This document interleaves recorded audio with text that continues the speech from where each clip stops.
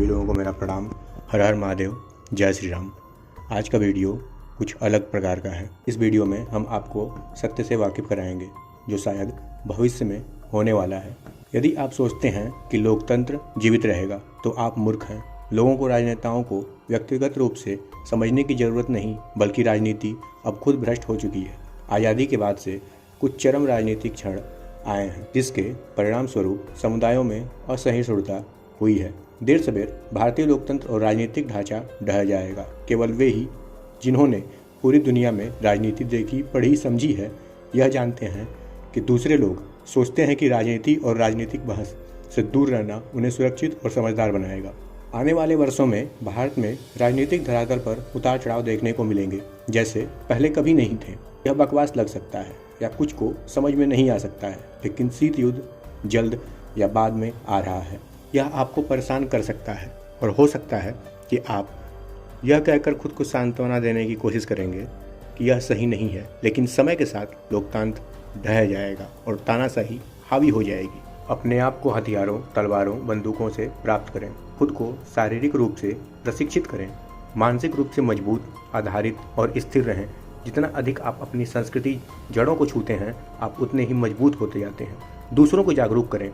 आप करो या मरो की स्थिति में जी रहे हैं। या तो हिंदुओं के साथ भारत का भविष्य है या इसका कोई भविष्य ही नहीं है। याद रखना, आप एक सभ्यता के अंतिम जीवित लोग हैं जो प्रेम, विश्वास, वास्तविक धर्मनिरपेक्षता यानी वसुधैव कुटुंबकम, मानवता, पर्यावरण, जीवन, शिक्षा आदि का प्रतिनिधित्व करते हैं। वे पूरी दुनिया पर शासन करना चाहते हैं। वे मानवता का अंत करना चाहते हैं। इसलिए हिंदू उन सब का सबसे प्रमुख लक्ष्य है। यह एक उच्च समय है। याद करिए, हमारे पूर्वजों ने 800 वर्षों से भी ज़्यादा मलेच्छों के साथ संघर्ष किया। यहाँ वे शब्द न केवल मुसलमानों का मतलब है, इसमें शामिल हैं कम्युनिस्ट, पूंजीपति, कुलीन लोगों का समूह जो पूरी दुनिया पर राज करना चाहते हैं और उनके शासन का एकमात्र तरीका श्वेत वर्चस्व है, जातिवाद। यह ऐसा है जैसे पूरी दुनिया एक जादू के तहत है और केवल कुछ चुने हुए लोग ही इसे देख सकते हैं।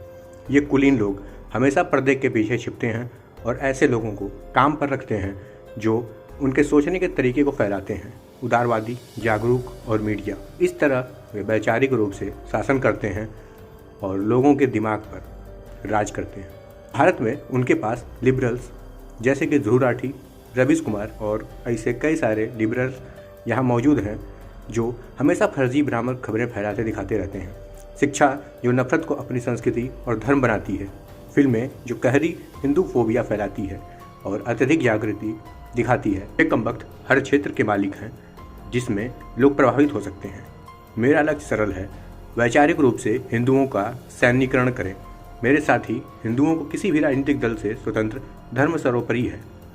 आपने वह सब कुछ किया जो आप शांति बनाने के लिए कर सकते थे। अब उन्हें वह युद्ध दें जो वे चाहते हैं। Enough of peace, this is war time.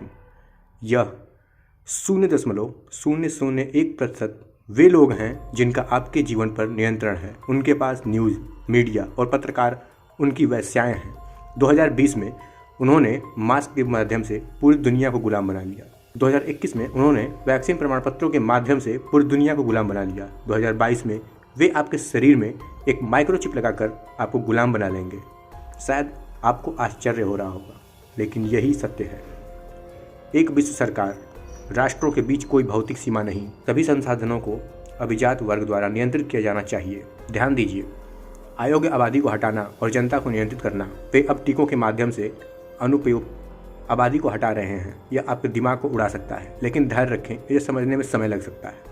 Great reset, 2030 mission, agenda 21 आदि। वे पूरी दुनिया को नियंत्रित करना चाहते हैं, दुनिया को कम करना चाहते हैं। अधिनायकवादी व्यवस्था का पालन किया जाएगा, मानवाधिकार नहीं रहेगा। लोगों के शरीरों में लगाए गए चिप्स से होगी निगरानी। NW का नियम महिलाओं को गर्भ निरोधक गोलियां लेने के लिए मजबूर करेंगे ताकि वे प्रजनन न कर सकें। यदि आपको बच्चों की आवश्यकता है या प्रयोगशाला गर्भ का उपयोग किया जा सकता है तो वे पुरुष शरीर को लगाया जाएगा। चीन ने पहले ही ऐसा किया है और एप्पल कंपनी ने पुरुष गर्भवती इमेज पेश की है। सेक्स लेकिन बच्चे नहीं, बच्चे लेकिन सेक्स नहीं। 47 से अधिक ऐसे विनाशकारी नियम नई विश्व व्यवस्था मानवता को नष्ट करने और धर्मों और मानवाधिकारों को समाप्त करने के बारे में है और उन्होंने आपके मूल जीवन को नियंत्रित करने वाली हर संभव चीज़ों पर कब्जा कर लिया है। शायद वो हिंदुत्व को ख़त्म करना चाहते हैं, वे नैतिकता को समाप्त करना चाहते हैं और भारत की नैतिकता हिंदू धर्म संस्कार धर्म से है। तो तकनीकी रूप से हाँ, एक बार जब हम अपनी संस्कृति को खो देते हैं तो हम सब कुछ खो देते हैं। और दोस्तों, यह सिर्फ इल्यूमिनाटी के बारे में नहीं है, कोई गुप्त समाज है, IVY लीग, हिटलर की विरासत के पागल डॉक्टर। आपने हिटलर के मानव प्रयोगों पक्षों के बारे में सुना होगा या का महिमंडन आदि। सरकार को अभिजात वर्ग द्वारा नियंत्रित किया जाता है। उत्तर, लोगों को पता होना चाहिए कि कांग्रेस या बीजेपी एक ही सिक्के के दो पहलू हैं, राइट विंग और लेफ्ट विंग। NWO नई विश्व व्यवस्था अभिजात वर्ग की कठपुतली है। एक बार जब वे नई विश्व व्यवस्था स्थापित कर लेंगे तो आप विश्व शासकों को फिर से नहीं चुन सकते। आप उनके लिए सिर्फ संख्या हैं, गुलाम भी नहीं। उनके ब्रेन वॉश करने वाले मीडिया, इंटरनेट, सरकार, लोकतंत्र, इन जागतवाद, नारीवाद, LGBTQ की बाधाओं को तोड़ें। जो लोग इस प्यारी धरती और धर्म की रक्षा करना चाहते हैं और उनके बारे में, उनकी रणनीतियों, विधियों, रोकथाम के बारे में अधिक जानना चाहते हैं, यह अंतिम समय है। रूस और भारत केवल कूटनीतिक रूप से मजबूत हैं। जो लोग रूस भारत भाईचारा, अखंड रूस, जम्बू द्वीप को गाली देते हैं, उन्हें पता ही नहीं है कि कम्युनिस्टों का समर्थन कौन करता है और वे कैसे लोकतांत्रिक कार्यों और राजनीति पर शासन करते हैं। 1947 के बाद से कम्युनिस्टों ने भारत में हर निकाय पर नियंत्रण करना शुरू कर दिया। शिक्षा, बॉलीवुड, समाचार पत्र, राजनीति, IT विभाग, रक्षा और हर संभव निकाय जो भी समाज को प्रभावित करता है। हाल के हिजाब विरोध को पूरी तरीके से कम्युनिस्टों का समर्थन प्राप्त था। किसान विरोध को भी कम्युनिस्टों समूह का समर्थन प्राप्त था। याद रखें, राजनीति में अचानक कुछ नहीं होता, कर्म हमेशा पूर्व नियोजित होते हैं और कारण भी। हालांकि यहाँ एक महत्वपूर्ण बात यह घोषित करना है कि सामंती शासकों के खिलाफ यह वास्तविक किसान के नेतृत्व वाली सशस्त्र क्रांति के बाद चीन एक सत्तावादी कम्युनिस्ट शासन के तहत इतना कुछ हासिल करने में सक्षम था। समर्थित अध्यक्ष माओ, इसीलिए वे उसी तरह से जीते जैसे वे आज मोदी का समर्थन करते हैं। वे भी कांग्रेस पार्टी का समर्थन करते हैं, वे आपका भी समर्थन करते हैं। आज इस वीडियो में इतना ही। अगले वीडियो में आपसे फिर मुलाकात होगी किसी एक नए सच को उजागर करते हुए, जिसे शायद हजारों में से 1 या 2 लोग ही जानते होंगे। तब तक के लिए जय श्री राम, हर हर महादेव।